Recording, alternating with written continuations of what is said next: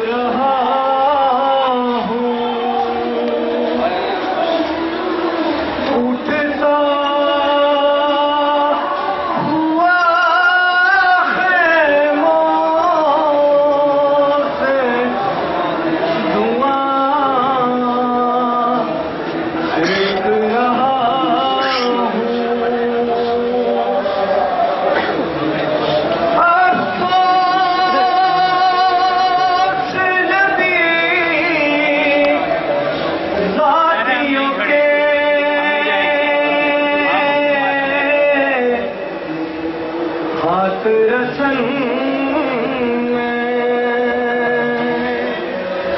और मुँह पे तमाचो के निशान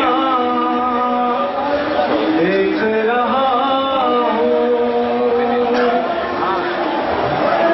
माया है सकीना को ये